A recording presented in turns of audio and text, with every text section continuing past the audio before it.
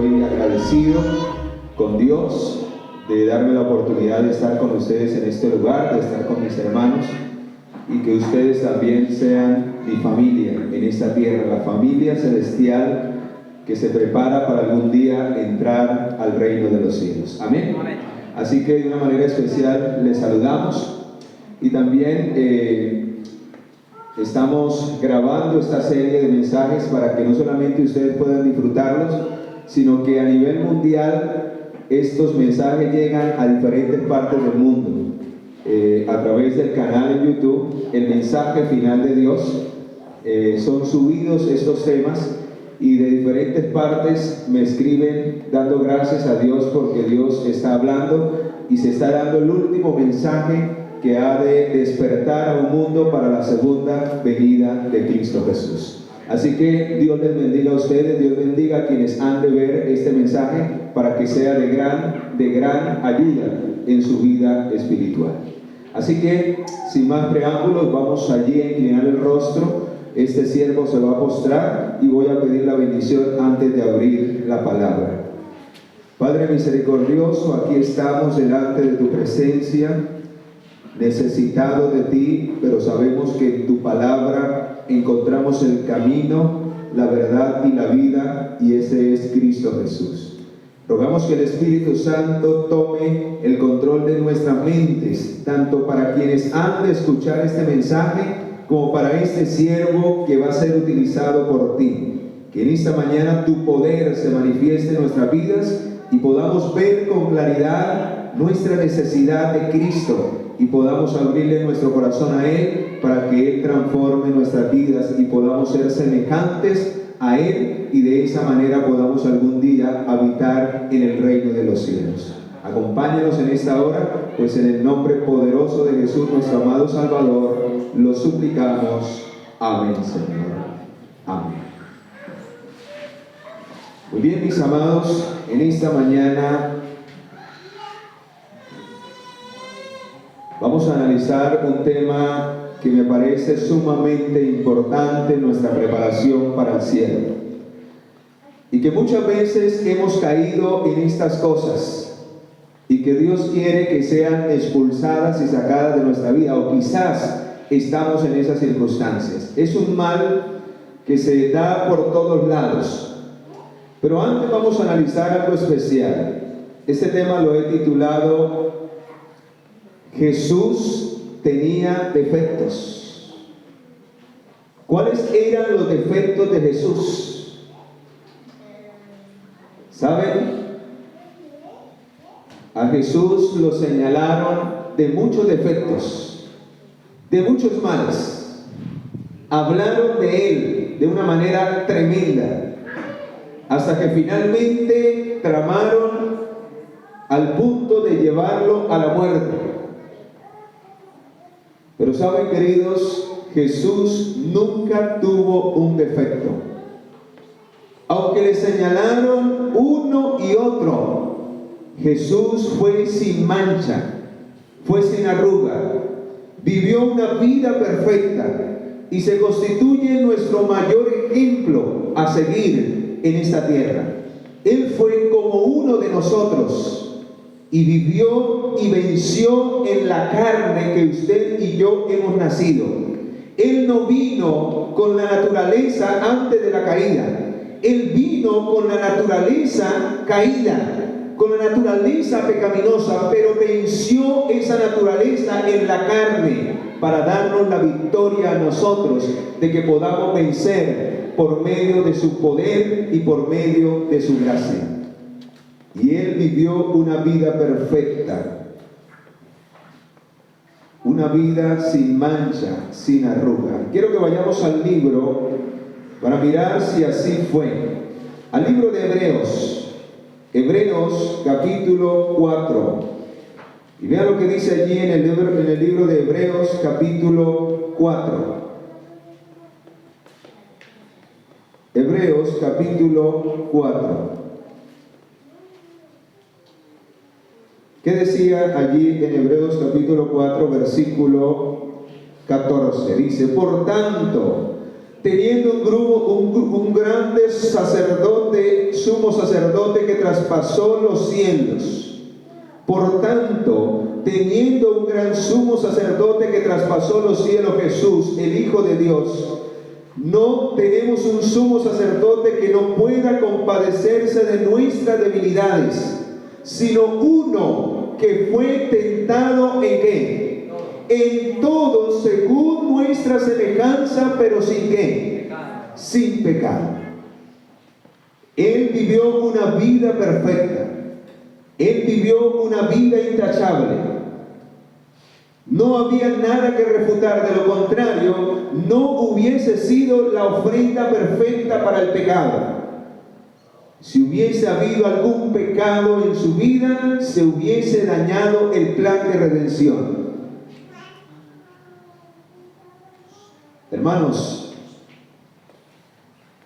pero si encontramos en la palabra de nuestro Dios que Él vivió una vida sin mancha, una vida inmaculada, una vida santa, y más sin embargo a Jesús le encontraron defectos, lo criticaron, lo señalaron, murmuraron de Él. Y vamos a mirar cuáles fueron algunas de las cosas que le encontraron a Jesús siendo un ser humano perfecto, intachable.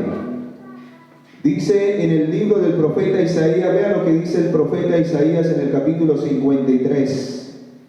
Vea lo que dice allí: en medio de la injuria, en medio de las calumnias, en medio de todas las cosas que tramaban en contra de él, aún en medio de sus asesinos, de aquellos que procuraban matarle, dice en Isaías capítulo 53, versículo 7, angustiado él y afligido, no abrió su boca. Como oveja fue llevado ¿a dónde? Al matadero.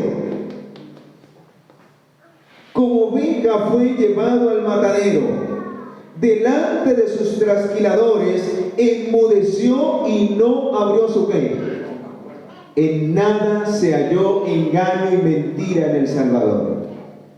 Vivió una vida intachable a tal punto que la gente que lo miraba hablar, que contemplaba su vida, decía: este sí habla como quien tiene ¿qué? Autoridad, no como aquellos hipócritas y mentirosos fariseos. Este sí habla realmente palabra de verdad y lo vive, lo demuestra a través de su vida. Pero más sin embargo, aunque Cristo vivió una vida perfecta para convertirse en nuestro ejemplo, para que nosotros también sigamos esa vida perfecta, a Él lo señalaron, a Él lo criticaron, de Él murmuraron, de Él hablaron. Y vamos a mirar qué cosas hablaron de Jesús. Marcos capítulo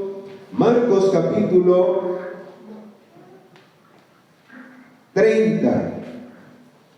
Capítulo 3, versículo 30. Vea lo que dice allí en Marcos capítulo 3, versículo 30. Marcos capítulo 3, versículo 30. Dice así: es que ellos habían dicho, tiene ¿qué? ¿Qué dijeron de Jesús? Que él tenía un ¿qué? Un espíritu inmundo. ¿Le han dicho a usted algo parecido en algún momento? No, ¿verdad? Hasta el momento no. Pero vean lo que, aparte de que le decían que tenía un espíritu inmundo, vean lo que dice el 22. Pero los escribas que habían venido de Jerusalén, ¿qué decían? ¿Qué decían los escribas que habían venido de Jerusalén? ¿Qué decían? ¿Y quiénes eran los escribas? ¿Quiénes eran los fariseos? Los líderes del pueblo de Dios en ese entonces. Aquellos que aseveraban esperar al Mesías. Y el Mesías estaba entre ellos.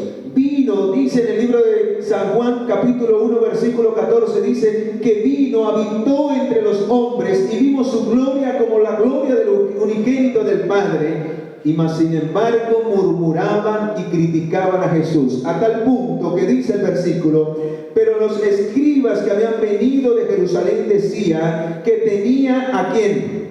A Beelzebú, y que por el príncipe de los demonios echaba fuera los demonios. Tremendo, hermanos.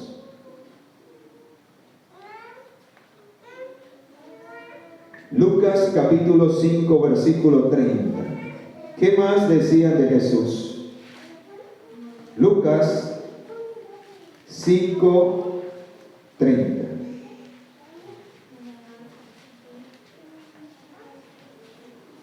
Ay, lo más triste era que eran sus propios hermanos, su propio pueblo. Quizás no hubiera dolido tanto si hubiera venido por allá de algún desconocido, de alguien que no profesaba creer en Dios. Eran los mismos que estudiaban y que eran doctores de la ley y que sabían las escrituras, los que se prestaban para señalar a Jesús y a su obra. Y vean lo que decía el versículo 30. Los escribas y los fariseos, ¿qué hacían con Jesús? Murmuraban diciendo: ¿por qué coméis y bebéis con publicanos y pecadores? Y en alguna ocasión le llamaron hasta glotón por estar comiendo con los publicanos y con los pecadores. Señalaban a Jesús porque Jesús iba a buscar a los pecadores y compartía con ellos para alcanzarlos de su condición, para salvarlos. Y los señalaron a él. ¿Qué más decían de Jesús? San Juan capítulo 5. San Juan capítulo 5, versículo 16 al 18. Terrible, vean. San Juan capítulo 5, versículo 16 al 18. Dice: por esta causa, otra vez se repite el mismo común denominador. ¿Quiénes lo perseguían? ¿Quiénes murmuraban de él? ¿Quiénes hablaban de él? Los judíos. ¿Y quiénes eran los judíos? Dice el pueblo de Dios. Por esta causa los judíos perseguían a Jesús, intentando matarlo, porque hacía estas cosas en sábado. Y Jesús le respondió: mi Padre ahora trabaja y yo trabajo. Por eso los judíos aún más intentaban matarlo, porque no solo quebrantaba el sábado. ¿De qué lo acusaban también? De que era un violador de la ley de Dios, de que violaba el día sábado por hacerle bien a los demás. Y sino también decía que Dios era su propio Padre, haciéndose igual a Dios. Lo acusaban de usurpar, de usurpador. Hermanos, ¿Jesús realmente tenía estos defectos?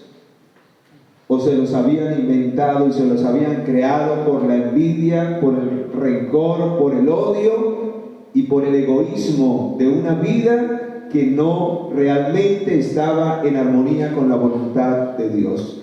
Si ellos realmente estuviesen en armonía con la voluntad de Dios, ninguna de estas palabras hubiesen salido de la boca de ellos. Pero vea ahora lo más terrible de lo cual acusaron a Jesús. Vamos a ir al libro de Lucas capítulo 5, versículo 20 al 22. Vea de qué más señalaron a Jesús, de qué más hablaron de Jesús. Lucas capítulo 5, versículo 20 al 22. Dice: al ver él la fe de ellos, le dijo: hombre, tus pecados te son perdonados. Entonces los escribas y los fariseos comenzaron a pensar. ¿Quiénes aparecieron otra vez? Los mismos de siempre. Hermanos, Dios trabaja con sus siervos, mientras que Satanás trabajará con aquellos que se dejen ¿qué? Utilizar. Y siempre serán los mismos. Y vean lo que dice allí. Hombre, tus pecados te son perdonados. Entonces los escribas y los fariseos comenzaron a pensar diciendo. ¿Qué comenzaron a pensar diciendo? ¿Ah? ¿Qué comenzaron a pensar diciendo? ¿Qué decían?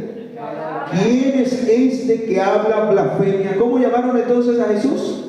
Un blasfemo. Tremenda calumnia. Que Jesús hablaba blasfemias, mentiras, engaños. ¿Alguna vez han dicho eso de usted? Porque habla la verdad. ¿Y qué más sigue diciendo? ¿Qué más le inventaron? ¿Quién puede perdonar pecados sino solo Dios? Entonces Jesús, conociendo los pensamientos de ellos, les preguntó: ¿qué pensáis en vuestros corazones? Hermanos, Dios sabe y Dios sabía. Dios sabe la vida que nosotros llevamos. Sabe lo que estamos pensando en este momento. ¿Sabe lo que hay en nuestro corazón, sí o no? ¿Lo sabía Jesús? Claro que sí. Pero saben, queridos, aunque a Jesús lo señalaron, lo condenaron, lo criticaron, Él no vino a este mundo a señalar, a juzgar ni a condenar a nadie. Él vino a este mundo a buscar y a salvar lo que se había perdido. Ni siquiera Jesús lo hizo. ¿Por qué nosotros nos tomamos el atrevimiento de señalar a otro y de juzgar y de condenar a otro? Si ni siquiera ese fue el plan de Jesús al venir a esta tierra. Él no venía a señalar los defectos de los demás. Él venía a mostrar el pecado, pero no para destruir, no para hacer sentir mal, no para acabar y arruinar la vida de esa persona. Jesús no venía a condenar a nadie. Jesús venía a mostrarnos nuestra condición para que en Él hallásemos la fuente de vida eterna, para que en Él pudiésemos tener el poder para vencer el pecado, para que en Él hubiese esperanza para nuestra vida derrotada por defectos y por males. Pregunto, ¿quién no tiene defectos? Todos tenemos defectos, pero el único que no los tuvo, mas sin embargo le hallaron defectos y lo juzgaron, lo criticaron. Si a Jesús lo criticaron y lo condenaron, que fue un ser que vivió sin pecado, sin mancha, ¿cuánto más a nosotros que vivimos cargados de defectos y de situaciones en nuestra vida? No van a hablar mal de nosotros. Pero hermanos, si nosotros continuamos mirando a nuestro hermano y buscando la falta de los demás en otros, perderemos la vida eterna.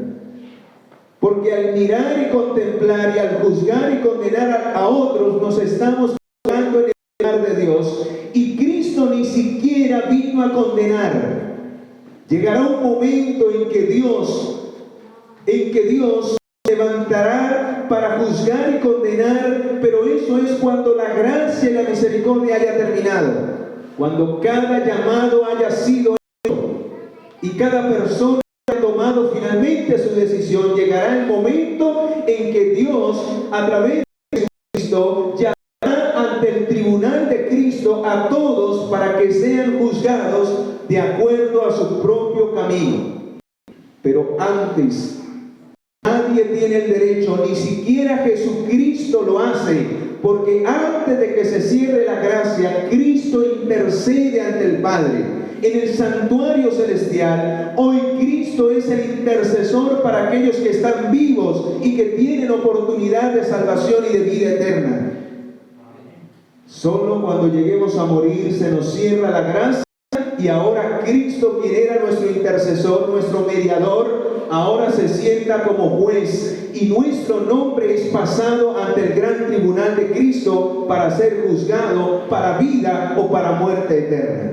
Pero antes de que se cierre nuestro tiempo de oportunidad, ni siquiera Cristo, menos nosotros, tenemos el derecho de levantar nuestra voz, de aún ni siquiera cavilar en nuestros pensamientos cosa mala a nuestros hermanos, porque nos estamos colocando en el lugar de Cristo y estamos usurpando el tribunal de Cristo. En esto entonces nos parecemos y estamos siendo semejantes a Satanás, quien quería del cielo tomar el lugar de Cristo Jesús.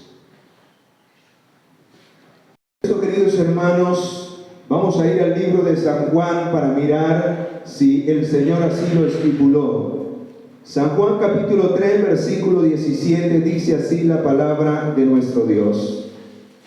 San Juan capítulo 3 versículo 17. Para que nos quede claro, hermanos, si Jesús no lo está haciendo con aquellos que tienen oportunidad, que tienen gracia y misericordia, si no lo hizo en el tiempo en que vino, menos nosotros tenemos el derecho de hacerlo con nuestros hermanos. Y ahorita vamos a mirar un texto que cuando lo hacemos nosotros mismos nos estamos condenando, porque el pecado que le señalamos a los demás, que juzgamos y criticamos, es más terrible el pecado de la crítica que lo que levantamos frente a nuestros hermanos. Vean lo que dice en el capítulo 3 versículo 17. Dios no envió a su Hijo al mundo para condenar al mundo. No lo envió para eso. Y Dios no nos ha colocado en esta tierra para militar como pueblo de Dios para condenar a nadie. Nos ha colocado para salvar a las personas del pecado, llevándolas al único que nos puede dar vida eterna, y es ¿quién? Cristo Jesús. Y por eso el texto termina diciendo, porque no envió Dios al mundo a condenarlo, sino que el mundo sea salvo por medio de ¿quién? Por medio de Él. San Juan capítulo 8, versículo 15. Vean lo que dice San Juan capítulo 8, versículo 15, hermanos, para que nos quede bien claro. Y saquemos de nuestra mente todo chisme, toda murmuración, todo señalamiento, toda crítica. Eso debe desaparecer del corazón de aquel que verdaderamente quiso morir. Porque Cristo nunca lo hizo con las almas perdidas, pecadores, defectos. Él comía en medio de los pecadores, llenos de males para alcanzarlos. Él señalaba el pecado, no para condenarlos, sino para darles oportunidad de ser restaurados a su imagen y semejanza. Y quienes pretenden conocer a Dios deben de actuar, debe de haber el mismo sentir que hubo en Cristo Jesús, como lo dice Filipenses capítulo 2, versículo 5. Pero vean lo que dice allí en el libro de San Juan capítulo 8, versículo 15. Vosotros juzgáis según la carne. Y qué triste, hermano, cuando nosotros nos colocamos en el plan de Satanás y estamos pendientes de lo que hacen o dejan de hacer nuestros hermanos para empezar a juzgar, a condenar, a añadir o a quitar cosas para desprestigiar la vida y el carácter de otros. Es algo terrible delante de los ojos de Dios. Ahorita vamos a mirar un texto que cada vez que lo leo me estremece y me hace tener para abrir mis labios y proponer algo que haga tropezar a otro y hacerlo desanimar en la obra de Dios. Es un pecado terrible, y dice dentro de los últimos días que muchas almas se están perdiendo y se perderán por el pecado de la crítica, murmuración y por el chisme dentro del pueblo de Dios. Esto es algo pecado. Vosotros juzgáis según la carne, yo no juzgo a nadie. Todavía no hice el papel de Jesús para aquellos que tienen vida, para aquellos que quieren buscar a Dios. No hice el papel de Jesús. Ya cuando cada quien haya tomado su decisión y se cierre la puerta de la gracia, entonces Jesús tomará cada caso en particular y nos va a juzgar para vida o para muerte, pero ya cuando ya se haya acabado la oportunidad. Mientras haya oportunidad, hermanos, todos estamos en igual condición delante del cielo. Así que no nos podemos sentir más que los demás para tener la autoridad de señalar sus defectos y pecados, porque la palabra dice, en el libro de 1 Corintios 10:12 dice, el que piensa que está firme debe mirar que no caiga, porque puede ser el primero que cae. Y finalmente con la misma vara que medimos seremos ¿qué? Seremos medidos. Romanos capítulo 2. Esto ya viene más directamente para nosotros. Cuidado con este texto. Señalémoslo allí, tengámoslo en nuestra mente, para cuando el diablo nos sugiera pensamientos en contra de otra alma, comprada por la sangre de Jesús, de nuestro hermano, aún de nuestro vecino, podamos cerrar nuestros labios y antes orar por esas personas, antes ir a mostrarles su condición. Hermano, usted está obrando mal, necesita buscar de Dios, cambie su conducta. Porque eso hay que hacerlo. Si vemos el error, la falla en el hermano, en vez de murmurar, en vez de hablarle a otro, vayamos a él. Vayamos a él y oremos por esas personas que necesitan la gracia modeladora, la misericordia de Dios para ser restaurados de ese mal. Y puedan ser salvos por el poder del Espíritu Santo y por la sangre de Cristo nuestro Salvador. Vea lo que dice Romanos capítulo 2, versículo 1 en adelante. Por eso, hermano, eres inexcusable hombre. No tenemos excusa delante de Dios. Tú que juzgas, quien quiera que seas, no importa si es el más alto dirigente, no importa si tienes mucho dinero, no importa la posición social. Nadie tiene autoridad de juzgar a nadie. Dios no le ha dado eso. Y por eso somos sin excusa, porque aquel que sí tenía autoridad, porque vivió una vida intachable, sin pecado, vivió una vida inmaculada, perfecta, no juzgó ni condenó a nadie. Antes, por el contrario, dio misericordia, impartió amor. Un día le trajeron a esa mujer para condenarla. Y el Señor, señalando los pecados de estas personas, uno por uno se fue yendo, y cuando Él levantó su cabeza, preguntó, ¿dónde están los que te condenan? Y ella respondió, no, se han ido. Y Él que le dijo, ¿te condeno yo? No.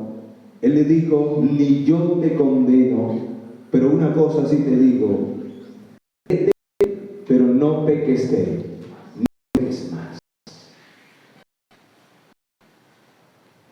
Que dice el texto, por eso, hermanos, somos inexcusables delante de Dios si juzgamos, quien quiera que seas, porque al juzgar a otro te condenas a ti mismo. Juzgamos a los demás, estamos condenando a nosotros mismos, porque el solo hecho de juzgar es un pecado terrible delante de Dios. Y por ese pecado nos condenamos nosotros. Por el pecado de la crítica, murmuración o chisme. El degradar la imagen, el degradar el carácter de otros es un pecado terrible delante de los ojos de Dios. Y por solo el hecho de hacer esto, nos estamos condenando a nosotros mismos. Pero sabemos que el juicio de Dios contra los que practican tales cosas es según la verdad. Vendrá juicio sobre las personas que practican este tipo de señalamientos a sus hermanos. Y tú, hombre, que juzgas a los que hacen tales cosas, y tú haces lo mismo. Quizás señalamos el defecto y el error del otro, pero nosotros estamos peor en otras áreas.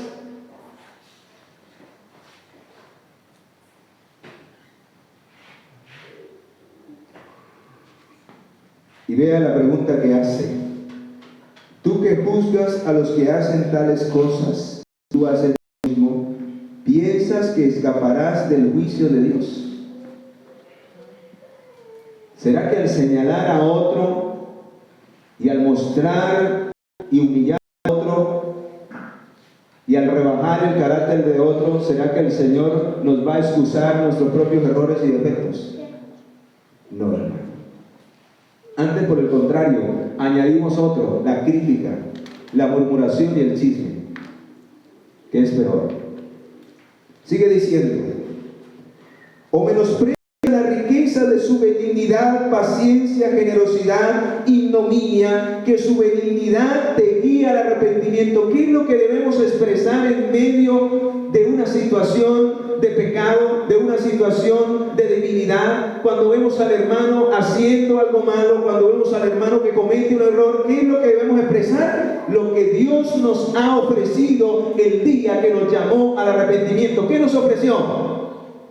¿Qué nos ofreció? Amor, compasión, benignidad, paciencia. ¿Nos tuvo paciencia Dios para ser lo que hoy somos? Claro que sí, hermanos. ¿Y por qué nosotros somos tan egoístas? Somos tan tan inhumanos, que quebrantamos, herimos y destruimos la vida cuando Cristo no hizo eso con nosotros. Termina diciendo esto: pero por tu dureza y por la dureza de tu corazón no arrepentido, ¿qué atesoramos en esa actitud? Atesoras, ¿qué dice? Ayúdeme. Atesoras para ti mismo ira, para el día de la ira y de la revelación del justo juicio de Dios, el cual pagará a cada uno según sus obras. Vida eterna a los que perseveran en hacer bien, ganaron gloria, honra e inmortalidad, pero ira y enojo a los que son, ¿qué? Contenciosos. ¿Y qué significa esa palabra contenciosos? Que solo buscan la contienda. A través del chisme, a través de la murmuración se levanta la contienda, se levantan los malos entendidos, se levantan los pleitos y discusiones que dividen y separan el corazón de muchas almas y los llevan a la perdición. Para ellos está reservada la ira en el día del juicio. Y Dios nos libre, hermanos, de estar en esta condición dentro del pueblo de Dios. Porque esa era la condición de los fariseos, del pueblo judío. Y ahora nosotros somos el Israel moderno. Estaremos en tal condición, señalando la vida y murmurando y hablando mal los unos de los otros. ¿Estaremos en esa condición nosotros?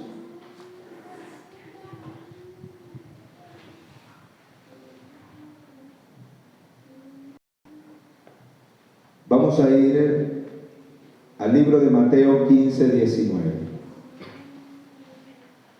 Mateo capítulo 15, versículo 19. ¿Dónde radica el problema? Cuando nos prestamos para que Satanás nos utilice para esta obra, ¿dónde radica el problema? Vamos a ir a dónde radica el problema.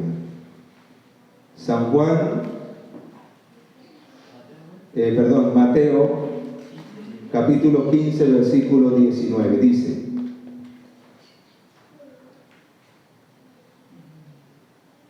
porque del corazón salen los malos pensamientos. Pregunto, ¿hablar y condenar y murmurar de alguien es un mal pensamiento? ¿Sí o no? Sí. ¿De dónde sale? Del corazón. O sea que cuando sale de nuestro corazón o de nuestra mente este tipo de pensamiento, significa que ahí no mora el Señor. Porque si morara el Señor, estas cosas habrían sido expulsadas hace rato. Así que si alguien me está escuchando y está siendo utilizado por el enemigo para murmurar, para criticar, para hablar mal de alguien, en vez de ir directamente a la persona y mostrarle y aclarar, y muchas veces, hermanos, las cosas que se hablan son solo puras suposiciones, puras apariencias. Y como no tenemos En ese momento las faldas en la cama y los pantalones para ir a buscar a la persona y enfrentar a la persona y mostrarle, porque eso es lo que nos llama el Señor. Mateo 18: si tú ves a tu hermano que peca, ve y él estando tú solo con él, ¿y qué? Y repréndelo en el nombre del Señor para salvación y para vida eterna. Ahí no dice júzgalo, dice repréndalo, exhórtalo, llámale la atención. ¿Y sabe qué añade la mensajera del Señor? Ve tú y él y oren juntos. Ora por esa persona y háblales, pónele o aclara el asunto, porque muchas de las cosas que se inventan, que se dicen hoy, son solo suposiciones, conceptos preconcebidos en la mente que no tienen una base. Simplemente juzgamos por lo que ¿qué? Por lo que vemos, pero no sabemos cuáles son las intenciones del corazón, hermano. A Jesús lo condenaron simplemente porque hacía el bien en sábado y le dijeron: es un violador del sábado. Pero no sabían con qué intención Jesús hacía lo que hacía y por qué lo hacía. Recuerdo en cierta ocasión, este servidor, había una gran necesidad. Había una gran necesidad y me encontré con una familia que estaba aguantando hambre terrible, y a mí no me gusta dar dinero, a mí me gusta proveer, y no teníamos nada que comer, y era en el día sábado. ¿Usted qué haría, hermano?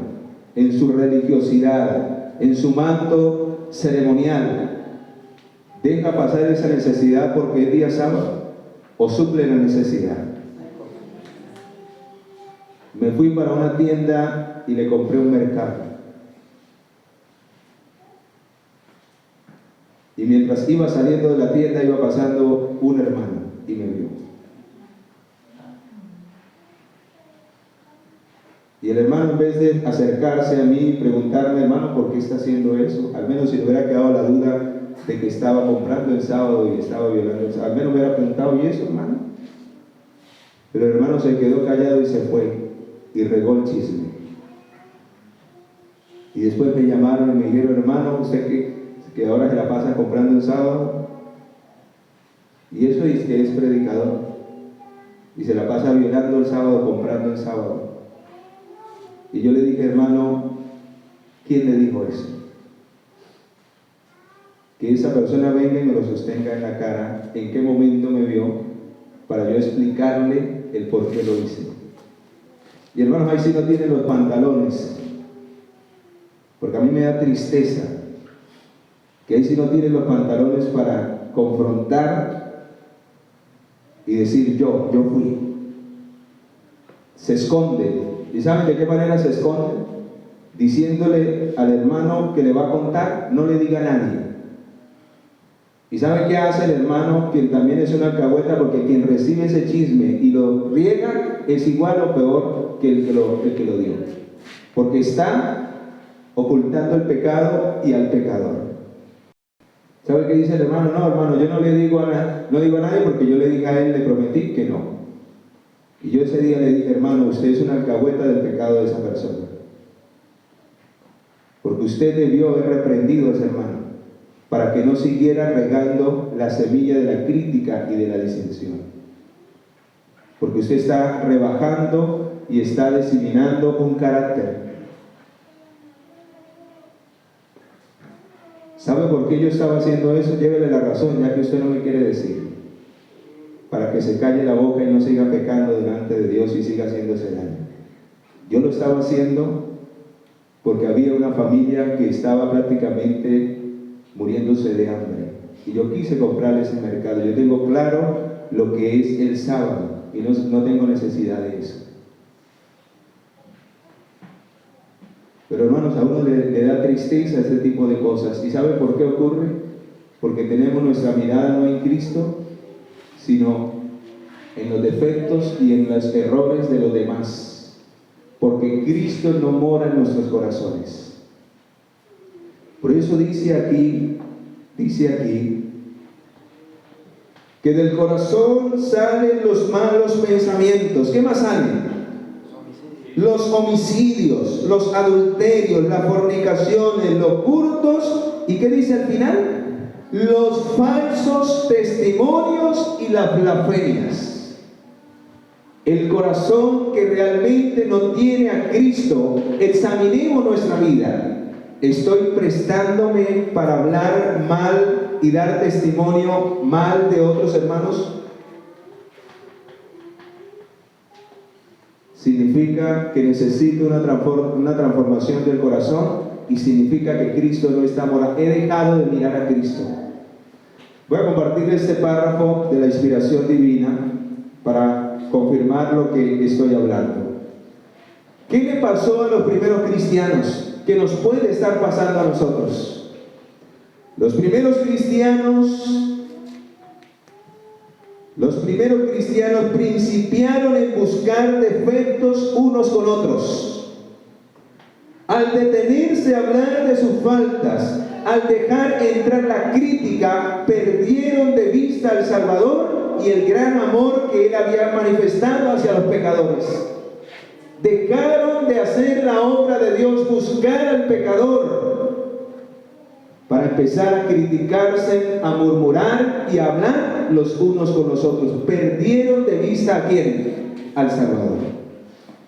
Se volvieron más estrictos respecto a las ceremonias exteriores, más puntillosos acerca de la teoría de la fe, más severos en sus críticas, en su celo por condenar a los demás.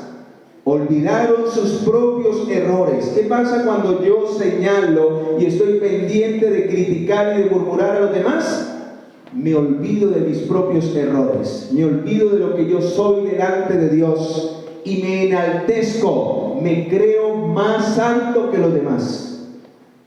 Y el verdadero Hijo de Dios, que realmente vive una experiencia con Cristo, se siente más pecador en la medida que se acerca más a Cristo Jesús. Se siente más indigno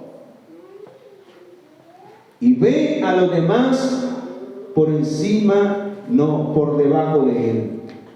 Porque Él sabe y reconoce que cada día necesita de la gracia de Cristo Jesús.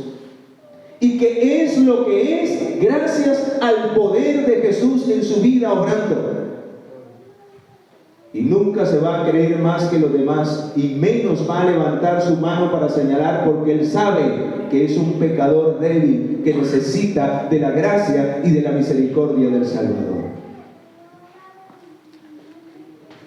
Pero en el tiempo antiguo, como lo está sucediendo hoy, en su celo por condenar a los demás, olvidaron sus propios errores, descuidaron las lecciones de amor fraterno que Cristo les había enseñado.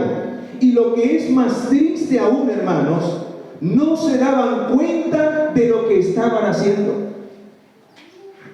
A veces somos tan duros los unos con los otros que no nos damos cuenta de cuán terrible es nuestra condición delante del cielo.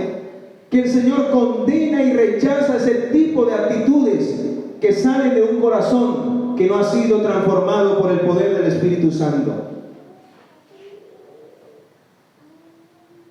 No comprendían que la felicidad y la alegría se alejaba de su existencia. Somos los seres más infelices cuando nos prestamos en el plan del diablo, porque nunca vamos a estar contentos los unos con los otros.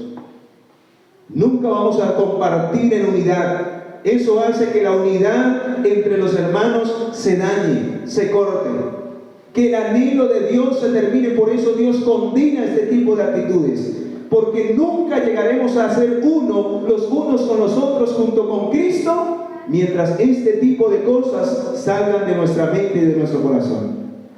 No se cumplirá la oración de Jesús, que oró para que seamos uno los unos con los otros, así como Cristo es uno con el Padre Celestial. No comprendían que la felicidad y la alegría se alejaban de su existencia, por eso vivían amargados, vivían solo pendientes y no gozaban y disfrutaban del amor de Dios. Habiendo ahuyentado de su corazón el amor de Dios, entonces finalmente andarían en tinieblas. Y este tipo de personas, finalmente el diablo los va a engañar de una manera terrible, que son los que se van a convertir en los enemigos más acérrimos de los verdaderos hijos de Dios. Así lo profetizó el Señor en el conflicto de los siglos. Cuando se acerque la tempestad, muchos de los que profesaron creer en el mensaje del tercer ángel, pero que no fueron santificados por la verdad, dejarán la fila del Señor, se colocarán del lado más fácil y llegarán a ser los enemigos más acérrimos de sus hermanos de antaño.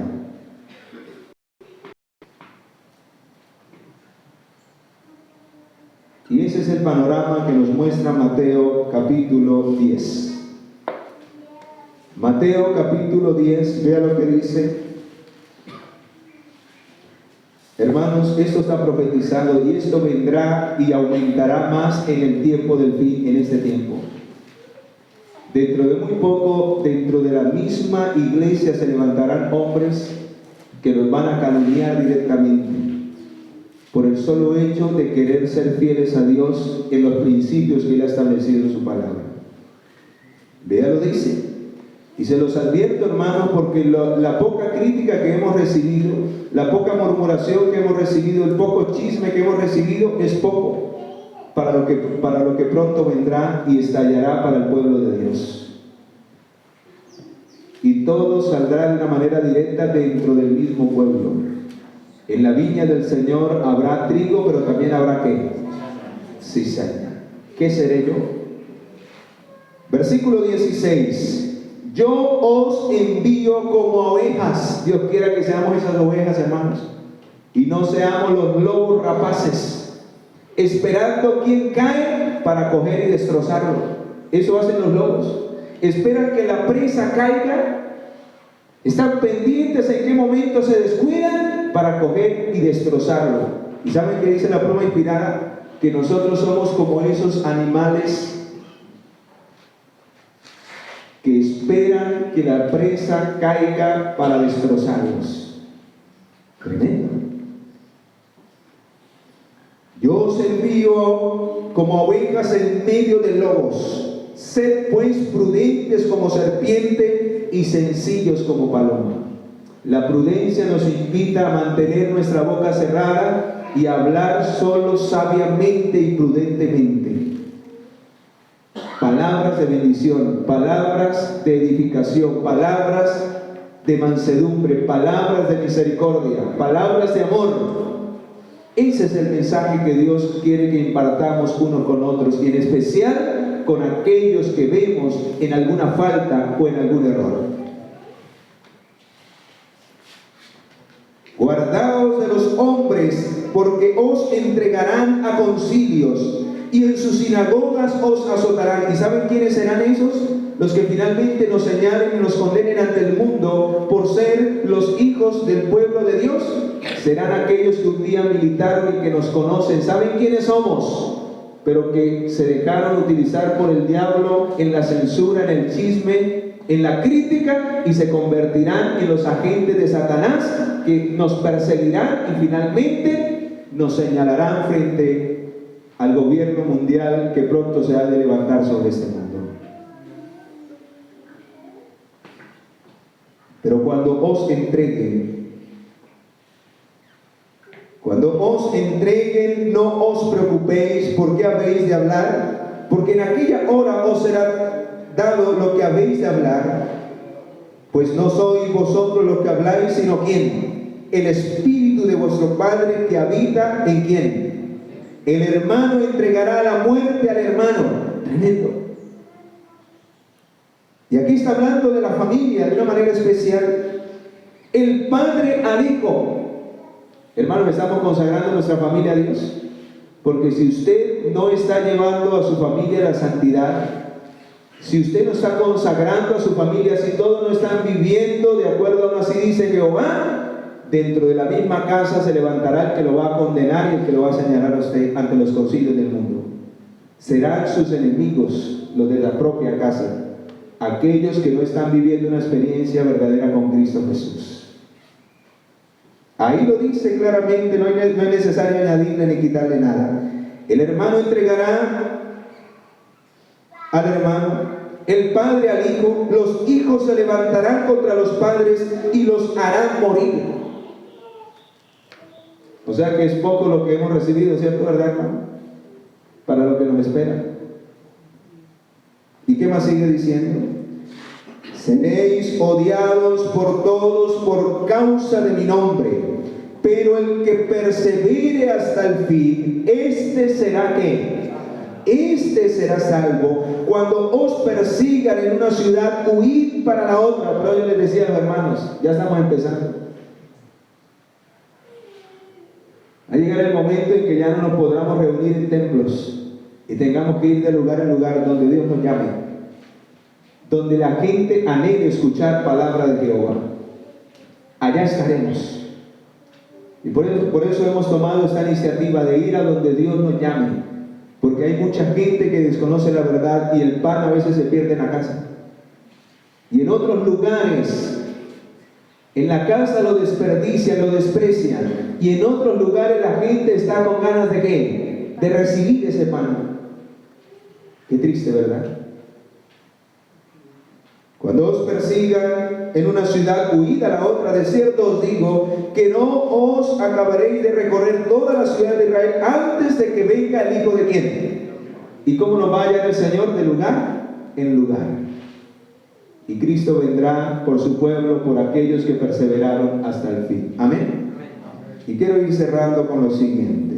Escuchemos este párrafo, hermanos. Tremendo. Una mirada, una palabra, un tono de voz puede estar tan henchido de mentira y de crítica que puede penetrar como una flecha en algún corazón. Cuidado, hermano, con la palabra que hablamos. E infligir una herida que muchas veces será incurable. ¿Cuántas personas yo no he oído, hermano? Lo digo por experiencia. No han vuelto a los caminos de Dios, no han vuelto a la iglesia por una palabra maldicha, por una crítica, por una murmuración. Se han resentido y hoy están fuera de los caminos de Dios. ¿Quiénes son los culpables? Aquellos que se han prestado para que Satanás los utilice. Pero vea lo que dice, para que vean que no es mentira lo que les estoy diciendo. Esto está sacado del libro Consejos para la Iglesia, página 315. Escuchen lo que dice aquí. Así puede echarse una duda, un oprobio sobre una persona por medio de la cual Dios quiere realizar una obra, y su influencia se marchita y su utilidad se destruye por la crítica y por los pensamientos maldados de una persona que se deja utilizar por Satanás. Entre algunas especies de animales, cuando algún miembro del rebaño es herido y cae, sus compañeros le asaltan y lo despedazan. ¿Y saben qué dice la inspiración divina? El mismo espíritu cruel se manifiesta en ciertos hombres y mujeres que se dicen llamar cristianos. ¿Estaremos contados entre esos? Dios nos libre de estar en esa condición. El espíritu de la chismografía es uno de los agentes esenciales que Satanás tiene para sembrar la discordia y la disensión y para separar amigos y minar la fe de muchos en la veracidad de nuestra posición.